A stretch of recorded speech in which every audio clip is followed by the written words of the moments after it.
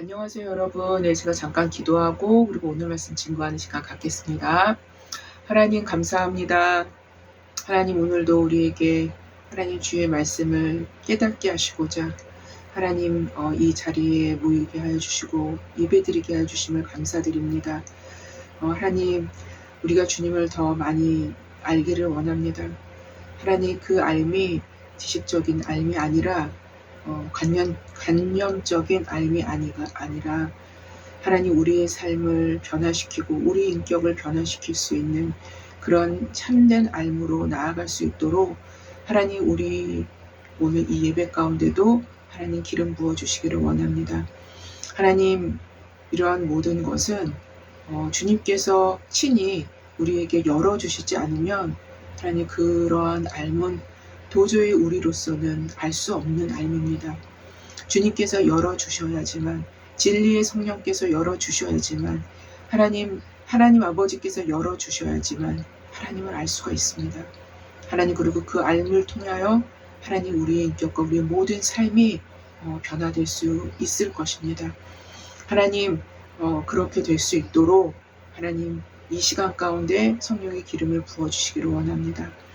하나님이 그렇게 될 수 있도록 하나님 우리의 마음 그릇에 진리의 성령으로 담겨줄 수 있는 하나님 알무로 하나님 진리의 성령으로 담겨줄 수 있는 하나님 그러한 시간이 되기를 참으로 원합니다. 하나님 첫 시간입니다. 마치는 시간까지 주께서 함께하여 주시고 오늘도 방해가 있을 것이오나 그 방해가 무용지물이 될 수 있도록 주님 함께하여 주시기를 원합니다.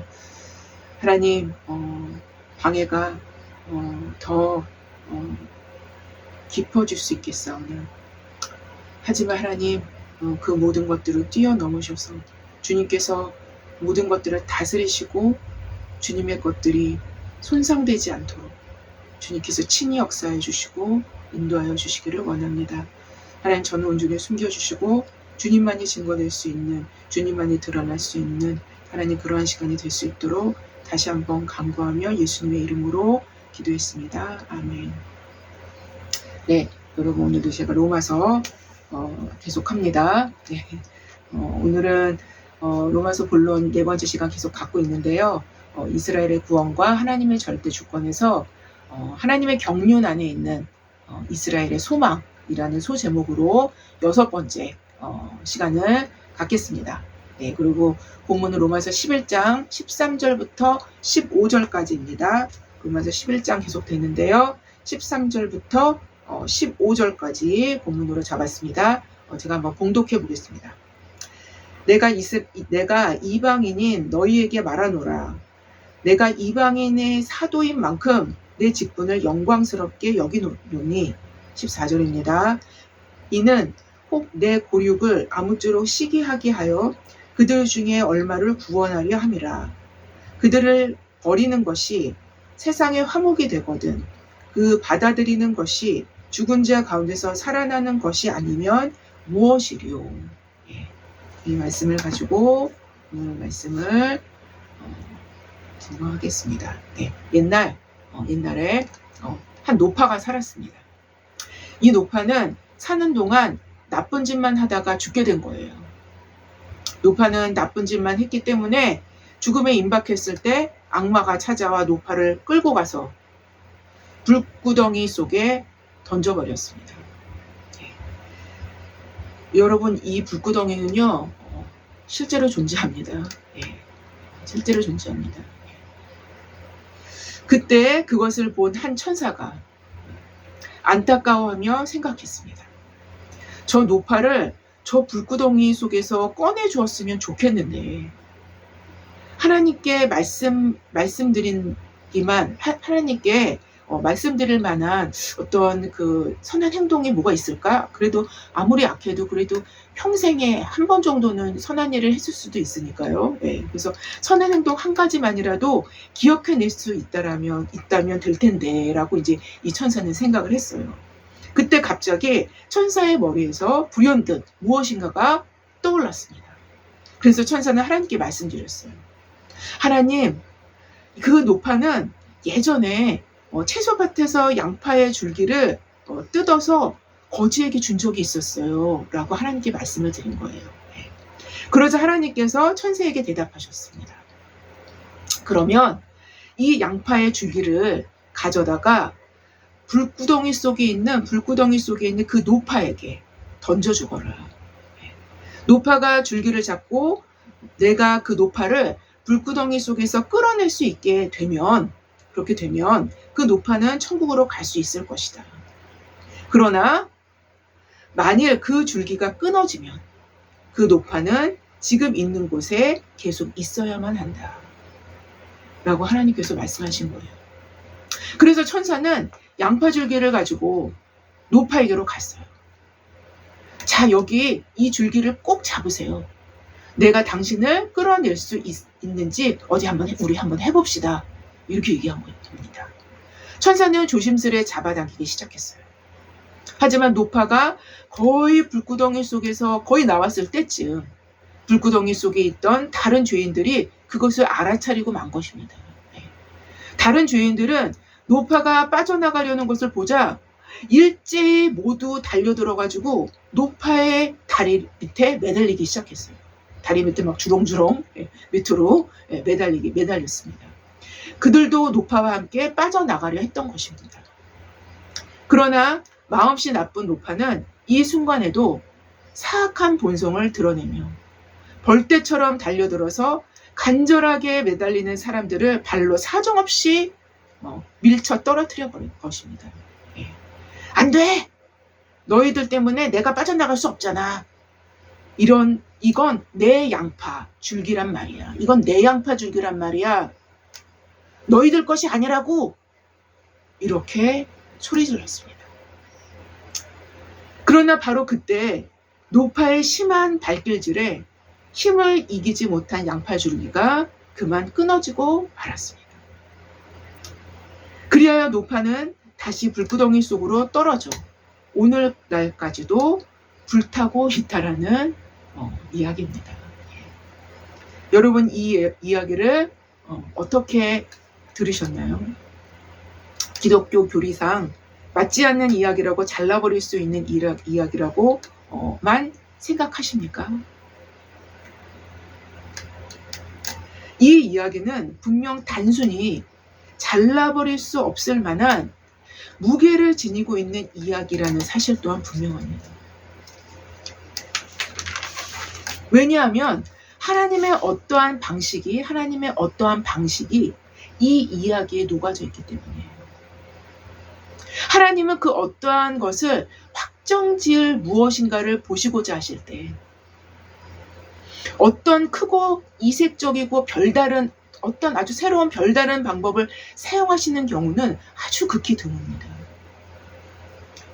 하나님께서 누군가를 감찰하시고 무엇에 대하여 확정짓고자 하실 때 그 사람이 지금까지 해왔던 일, 그 사람 안에 있는 것, 그러니까 이미 있어 왔던 어떤 요소들을 드러나게 하심으로 그 명백성을 통하여 확정짓습니다.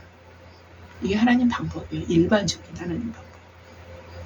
따라서 하나님의 판단에 있어서 확정짓게 하는 그 요소들은 우리 안에 이미 내재되어 있는 것들이기 때문에 우리 자신을 하나님 앞에 바로 세우는 일이 가장 중요한 일이 되어진다는 것입니다.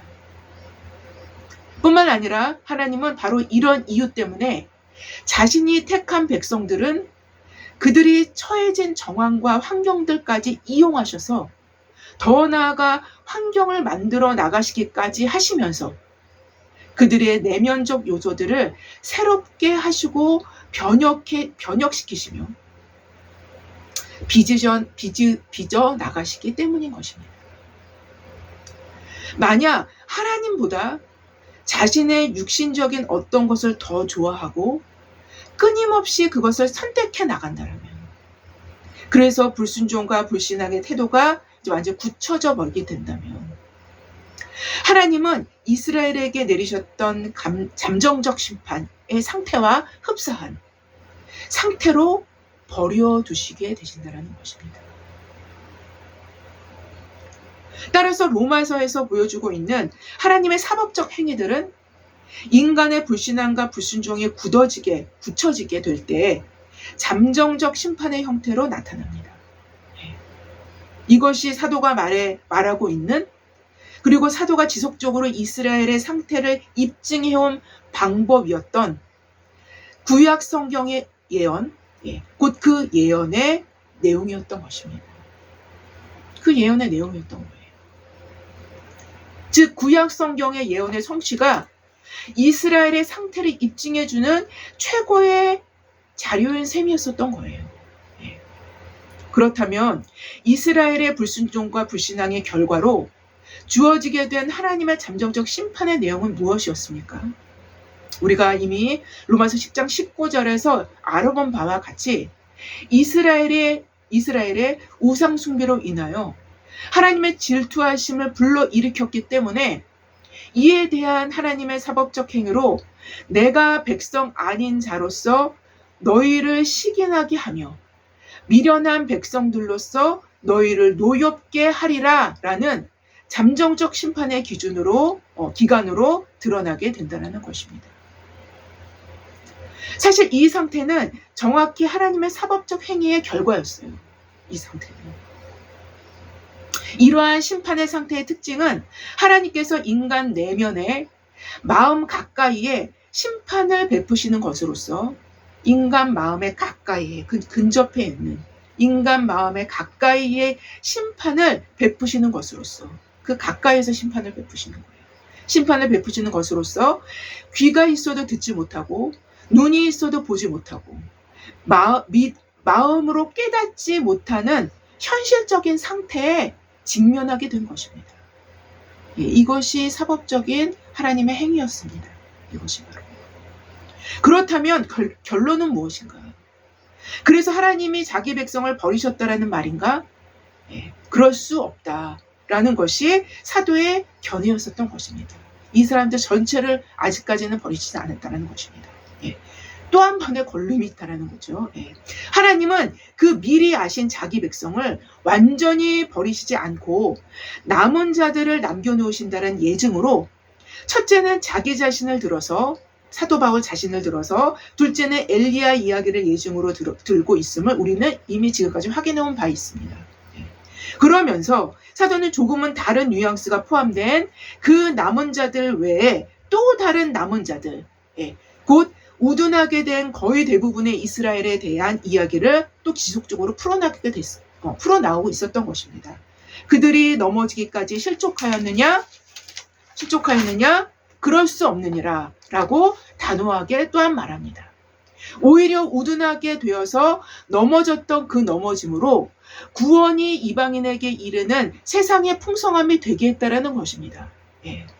그러니 하물며 그들의 충만함, 곧 이스라엘이 돌아오게 될 때에 얻게 될 그 놀라운 축복이 임할 때에는 이방인에게 얼마만큼의 놀라운 축복이 예비되어 있겠느냐라는 것입니다. 서서히 사도는 입장을 바꿔서 논증하는 시점에 이른 것입니다. 그래서인지 오늘 본문인 로마서 11장 13절 이하에 내가 이방인 너희에게 말하고자 말하노라. 내가 이방인이 사도인 만큼 내 직분을 영광스럽게 여기노니 라고 시작합니다. 내 직분을 영광스럽게 여긴다는 것입니다. 이방인의 사도인 이 직분을 영광스럽게 여긴다는 것입니다. 다시 말씀드린다면 내 사명은 이방인의 사도의 직분을 받았으나, 그리고 이 직분을 나는 너무나도 영광스럽게 생각한다마는 지금 이 시점부터는 내 고륙 유대인의 입장에서 설명할 필요를 느낀다는 것입니다. 하나님께는 내 고륙 이스라엘을 버리실 수 없는 분명한 언약이 존재한다는 사실을 내포합니다. 이 언약을 이루시기 위해서 성령께서 사도에게 보여주신 방법은 다름 아닌 하나님께서 이스라엘의 불신앙과 불순종의 결과로 처벌하신 사법적 행위셨던 내 백성이 아닌 자로 너희를 시기나게 하는 이 잠정적 심판을 역사용하시는 것입니다. 역사용하셔서 오히려 이것을 그들의 축복의 기회가 되게 하시겠다는 것입니다. 이스라엘에게 내리신 잠정적 심판의 처벌은 자기 의와 연루된 핍박과 박해의 형태로 드러났던 것입니다. 예. 그런데 묘하게도 또한 이러한 잠정적 심판인 시기나게 함을 통해서 그들 중에서 얼마를 구원하실 것임을 하나님은 다시 말씀하십니다. 그들 중에 얼마를 구원하실 것을 말씀하셔요. 본문 로마서 11장 14절 이하에 이는 혹 내 고육을 아무쪼록 시기하게 하여 그들 중에서 얼마를, 그들 전체는 아닙니다. 그들 중에서 얼마를 구원하려 함이라 라고 기록을 합니다. 그들 중에 얼마를 이라는 표현은 그리 많은 수의 사람을 의미하는 것 같지는 않습니다만 이러한 특이한 방법을 사용하셔서 하나님의 구속사를 이루어 나가시겠다라는 것을 밝히신 것입니다. 한 노파의 지옥 이야기에서 자신이 살아생전했던 유일한 선한 일 한 가지, 곧 양파줄기를 거지에게 던져준 것. 사실은 이 양파줄기는요, 일반적으로 식용으로 거의 사용하지 않는 부분입니다. 그래서 버려지는 부분이기도 한데요.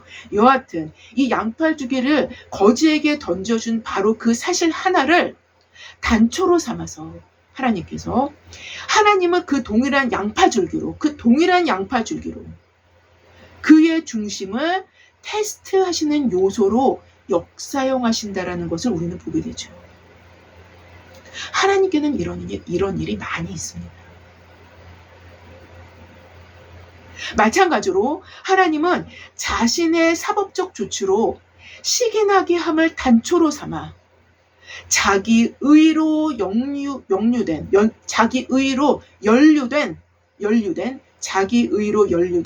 핍박과 박해를 일으키게 하는 그런 마음인지 하나님의 사랑에서 자기가 밀려날까봐 그 속에서 일어나는 경쟁심으로 하나님께 더 가까이 나오고자 하는 마음인지, 이 두 가지의 마음인지 어떤 것인지를 하나님께서 분별하신다는 거예요. 캐내신다는 것입니다. 이 두 가지 마음 중 이들이 어떤 마음을 갖고 있는지를, 이것을 달아보시고 테스트하실 것이라는 것입니다. 이때 시기나게 함으로 핍박을 일으키는 마음은 자기 의를 사랑하는 마음의 결과물이겠지만, 하나님의 사랑받음에 대한 경쟁심은 하나님의 사랑받으려는 미숙한 형태이나, 그렇게 좀 미숙한 형태입니다. 사실 이것 자체도. 하지만 하나님의 사랑받으려는 미숙한 형태이나 하나님께서 받으실 만한 어떤 측면이 존재할 수 있기 때문에 하나님은 그들 중에서 얼마를 이렇게 해서라도 그들을 하나님께로 이끄실 것이고 구원하실 것이라는 것입니다.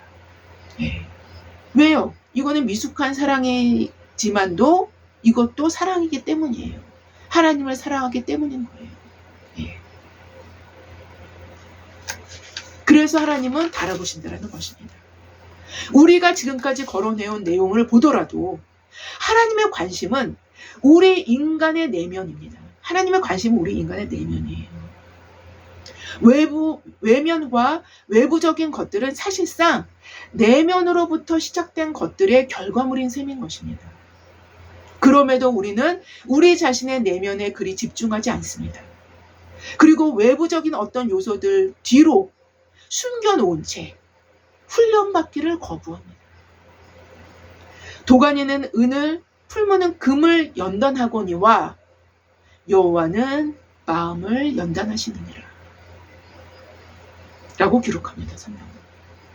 하나님의 중심은요, 하나님의 마음은요, 항상 우리의 마음을 향해 있어요. 그렇죠? 자신의 마음을 연단받음에 내어놓지 않는다라면 그 누구도 하나님의 사람이 되어줄 수 없어요. 그 누구도. 우리가 지금 현재 소유하고 있는 어떤 것 중 영원한 시간에 잇대어 있는 것이라고는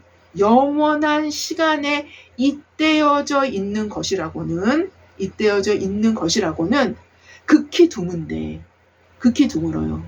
우리의 이 지금 현재 이 시점에서 극히 드문데 그 영원의 그 영원에 잇대어져 있는 어떤 것이란 다름 아닌 우리 마음인 거예요. 우리 마음이 영원의 세계로 잇대어져 있는 것이 우리 마음뿐이 없어요. 이 현 시대에서는. 우리의 마음이기 때문에 하나님은 우리의 마음에 그 관심을 기울이시는 것입니다. 특별히 오늘 13절 본문에서 사도가 이방인의 사도의 직분을 영광스럽게 생각하는 이유는 다분히 자신의 고륙 친척인 이스라엘의 구원의 중요한 연결고리가 되어줄 수 있기 때문인 것입니다. 즉 이방인의 구원이 선행된 이후에 비로소 유대인의 구원을 이룰 수 있다라는 의미에서 볼 수 있을 것입니다. 이건 정확히 맞습니다. 하나님의 구속사적 목적과 섭리에 자신이 이방인의 사도가 된 사실을 직결시키고 있다는 거예요. 지금 사도는. 이러한 의미에서 이방인의 사도가 된 사실을 영광스럽게 여길 수 있었던 것입니다. 더 구체적으로 설명한다면 이방인들을 향한 하나님의 은혜와 사랑을 그 자신의 사도적 사역을 통해서 드러냄으로써 형제 유대인들로 그러한 하나님께서 베푸시는 은혜와 사랑을 보면서 시기를 불러일으키게, 시기함을 불러일으키게 하는데 있었다라는 것입니다. 조상 때부터 섬겨왔던 아브라함의 하나님, 이삭의 하나님, 야곱의 하나님, 바로 그 우리 조상의 하나님의 사랑을 저 이방인들에게 빼앗기고 싶지 않은 경쟁심을 불러일으켜서 다시 한번 하나님 앞에 분발하도록 하여 그들로 더욱 하나님께 가까이 나가게 하고자 하는데 있었다라는 것입니다. 그래서 그들 중 얼마를 구원하려는데 사도 자신이 지금 쓰임을 받고 있기 때문에 자신으로선 이런 이방인의 사도의 직분은 영광스러운 직분이 되어줄 수밖에 없다라는 것을 언급하고 있는 것입니다. 오늘 본문에서. 왜요? 자신의 고륙 친척인 유대인의 구원까지 이게 이게 연결되어 있기 때문인 거예요. 이 구원이. 그래서 이 직분을 영광스럽게 생각한다는 것입니다. 이어지는 본문 15절은 다시 12절의 말씀을 더욱 강조하여 설명하게 됩니다. 그들을 버리는 것이 세상의 화목이 되거든. 그들이 누구예요? 유대인이죠. 그렇죠? 그들을 버리는 것이 세상의 화목이 되거든. 그 받아들이는 것이 죽은 자 가운데서 살아나는 것이 아니면 무엇이리요? 라고 기록하고 있기 때문인 거예요. 이 구절에서는 그들을 버리는 것과 그 받아들이는 것이 나옵니다. 이 두 가지가 다 나와요.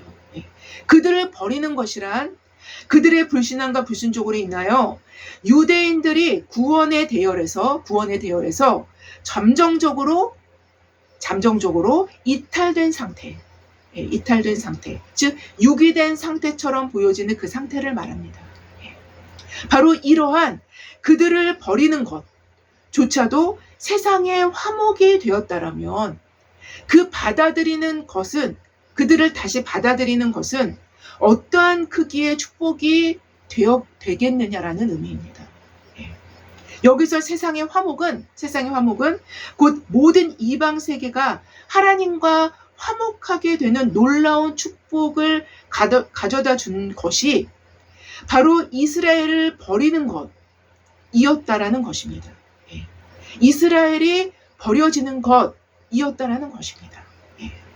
즉 이스라엘의 구원의 대열에서 하나님의 구원의 대열에서 이탈된 것이 이방인의 구원에 크게 기여했다라는 것입니다. 하물며 한층 더 나아가서 그 받아들이는 것이 죽은 자 가운데서 사는 것이 아니면 무엇이리요? 라고 본문 11장 15절 하반절에서 덧붙이고 있는데요. 여기서 받아들이는 것에 해당하는 헬라어 프로스 레프시스, 예. 해 플러스 레프시스라는 버리는 것과 대조적으로 사용된 표현으로 종말에 이스라엘의 구원받는 수가 충만해진다라는 것을 내포한다라고 할 수 있어요. 이 용어는. 예. 나중에 마지막 때에, 나중에 종말에 이스라엘의 구원받는 수가 충만해진다라는 것을 내포하는 용어입니다. 예. 이어지는 받아들이는 것이 죽은 자 가운데서 사는 것이 아니면 무엇이리요? 라는 의미는 엄청난 영광과 축복이 예비되어 있음을 의미한다는 것은 분명한데 섬세하게는 정확한 설명은 쉽지는 않습니다. 요 부분에 있어서는. 예. 근데 단지 전통적 해석으로는 이스라엘의 민족적 회심 이후에 있을 성도들의 부활로 해석될 수 있습니다. 예. 성도들의 부활, 이스라엘의 부활. 예. 예. 그리고 전 인류에 하나님께서 남겨두신 남은 자들의 부활, 예. 그 시대를 얘기할 수도 있습니다. 예. 단지 전통적인 해석으로는 이스라엘의 민족적 회심 이후에 있을 성도들의 부활로 해석될 수 있어요. 이 성도들의 부활은 예수 그리스도의 지상 재림 사건과 더불어 일어나는 사건으로 구원의 완성이라 할 수 있는 몸의 부활, 곧 몸의 속량과 깊은 관련을 갖고 있다는 것을 우리는 예측할 수 있습니다. 만약 이 표현을 비유적으로 받아들인다면 이스라엘이 하나님의 은혜로 영적인 죽음에서 해방되는 영의 구원을 가리키는 것으로도 이제 볼 수 있습니다. 예. 여하튼 구원의 완성은 몸의 속량이죠. 몸의 속량은 이스라엘의 구원 문제와 깊은 연관성을 갖고 있어요. 예. 이게 몸의 속량, 우리 몸이 부활하는 몸의 속량, 결국에는 구원의 완성이죠. 예. 이거는 하나님께서 남겨주신 하나님의 택하신 백성들이 다 이제 이러한 몸의 속량까지 이루어지게 되지 않겠습니까? 근데 이런 궁극적인 구원, 예. 마지막 그 구원의 완성되는 그 시점이 바로 이스라엘의 구원과 굉장히 밀접한 관계가 있어요. 예. 굉장히 밀접한 관계가 있습니다. 예. 그래서 몸의 속량은 이스라엘의 구원 문제와 깊은 연관성을 갖고 있어요. 예. 이것은 분명합니다. 이에 대한 구체적인 것은 성경은 하나님의 경륜적 비밀에 붙입니다만 이 두 가지는 굉장한 연결성을 갖고 있습니다. 하지만 여러분, 제가 지금도 쭉 설명했다시피 이스라엘의 구원이 온 이스라엘의 구원이 이게 완전히 온 이스라엘의 진짜 한 명도 제외 없는 이스라엘의 전체 구원을 의미할지 그 중에서 소수의 구원을 이스라엘 중에서 남겨진 자를 의미할지 그 남겨진 자가 또 많은 수인지 적은 수인지는 우리가 알 수가 없습니다. 예, 이거는 하나님의 비밀에 붙여진 거예요. 예, 나중에 이제 우리가 확인이 되겠지만 온 이스라엘이라고 표현된 이 표현 자체가 의미되어지는 것이 어떤 의미인지를 우리는 구체적으로는 알 수 없습니다. 예. 여하튼 여러분 지금까지 말씀드린 로마서 11장 13절부터 15절까지의 내용은 다분히 사도시대 당대의 현재적 상태에서 다가올 미래, 곧 종말론적 미래를 예언하는 예언적 내용이 함축되어 들어가 있는 본문입니다. 예.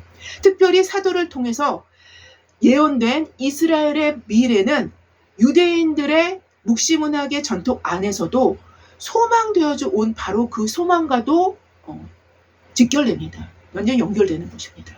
하나님은 새 하늘과 새 땅을 준비하시며 만물을 새롭게 하시는 그 소망 가운데 그 소망의 중심부에는 이스라엘의 구원과 부활이 분명하게 서 있는 것입니다. 이것이 분명하게 서 있는 거예요. 지금 사도는요 오늘 본문에서 이스라엘의 구원과 이 부활 사건을 연결해서 얘기하고 있어요. 이러한 소망의 패러다임 안에서 사도는 이방인 성도들을 향해 경고하는 내용들로 로마서 11장이 계속 이어져 갈 것입니다. 예. 여러분 기억하십니까?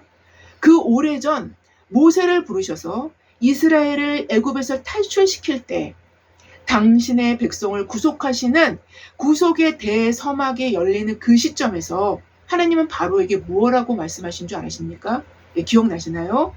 너는 바로에게 이르기를 여호와의 말씀에 이스라엘은 내 아들, 내 장자라.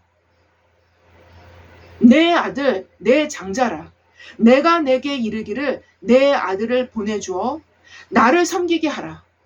하여도 내가 보내주기를 거절하니 내가 내 아들, 너의 아들 장자를 죽이리라. 그래서 장자재앙이 일어난 것이 아닙니까? 네. 내 아들을 죽이리라. 하셨다 하라 하니라. 라고 출애굽기 4장 22절 23절을 기록합니다. 여러분, 이스라엘은요, 이때뿐만 아닙니다. 지금도 장자입니다. 하나님의 마음에는 여전히 이스라엘은 내 아들, 내 장자인 것입니다. 그러나 그들의 불신앙과 불순종으로 잠정적인 유기 상태에 있을 뿐인 것입니다. 이 유기 상태에 있지만, 이 유기 상태에서 벗어났을 때 이것이 완전한 이스라엘 전체 인구의 전체 인원인지, 그 중에서 남은 자의, 그 중에서 이스라엘에 구속받은 남은 자의 그 인원인지, 물론 남은 자의 인원이랄 것이라는 것이 거의 대부분의 학자들이 얘기하는 내용입니다. 왜냐하면 그것 자체가 로마서 10장에서 11장 초반부에서 거론된 내용이었기 때문이었어요. 그렇죠. 하지만 또 그 이후에 온 이스라엘이라는 의미가 나오기 때문에 그 의미에 대해서는 그 미지수죠. 정확하게 다인지 아니면 그 중에서 일부인지 아니면 그 일부가 굉장히 큰 일부인지 아니면 그 일부가 작은 일부인지는 우리는 모르는 것입니다. 여하튼 하나님의 마음에는 여전히 이스라엘은 내 장자, 내 아들인 것입니다. 그러나 그들의 불신앙과 불순종으로 잠정적인 유기 상태로 있을 뿐인 것입니다. 사도의 말에 의하면 오히려 이 잠정적인 유기 상태가 이방인들이 하나님과 화목하게 되는데 온전하게 기여된 것입니다. 이것이 하나님의 경륜이며 이것이 하나님의 섭리였었던 것이죠. 그러나 하나님의 경륜 때에는 이방인의 수가 차기까지 이르게 되면 이 잠정적 유기 상태는 그 받아들이는 것, 지금 표현하신 받아들인 것, 바로 그 상태로 돌입하게 될 것임을 성경은 예언하고 있는 것입니다. 우리의 짧은 시각으로 우리 이방인들이 모든 것을 다 얻은 것 마냥 하나님의 은혜가 모두 이방인들의 소유인 것 마냥 자고하고 자만해서는 안 된다라는 것입니다. 안 된다는 거예요. 하나님께서는 천사의 그 한 요구를 통해서 악인의 마음 중심부를 드러내는 테스트를 지옥불 속에서조차도 행하실 수 있는 분이심을 기억하시기 바랍니다.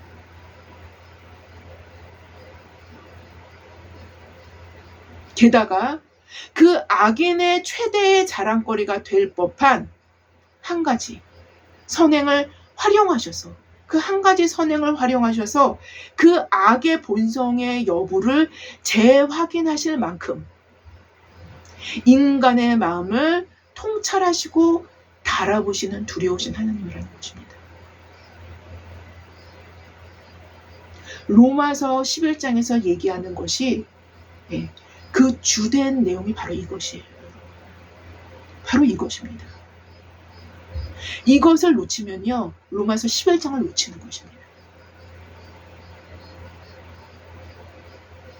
물론 이 이야기는 만들어낸 이야기의 가능성이 높아요. 제가 지금 그 처음에 예화를 드렸던 이 이야기는 만들어낸 이야기의 가능성이 높지만 상당히 놀라움을 감출 수 없는 이유는 하나님께서 참으로 잘 사용하시는 하나님의 속성에 맞는 바로 그 특유의 방법이 이야기에서 잘 묘사되고 있다는 것입니다.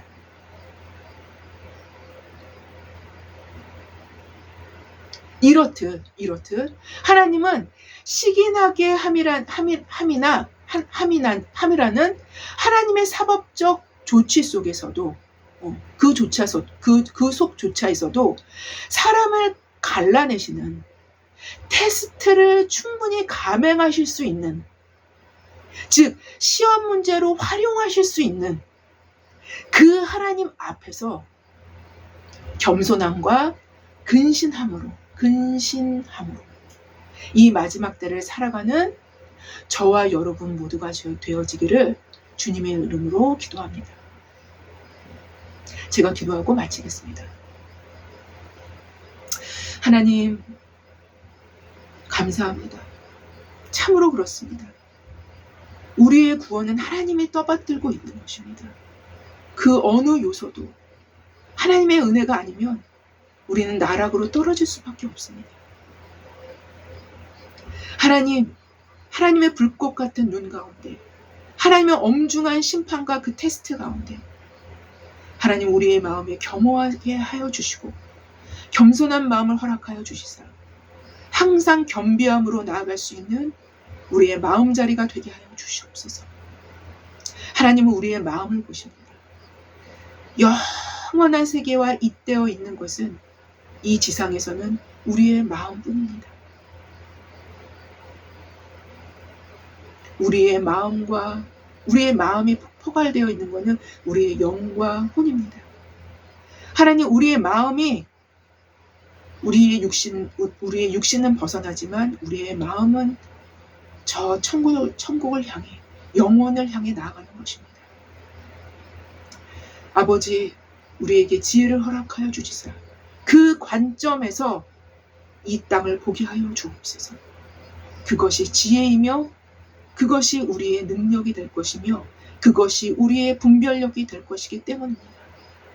감사하며 예수님의 이름으로 기도했습니다. 아멘. 감사합니다.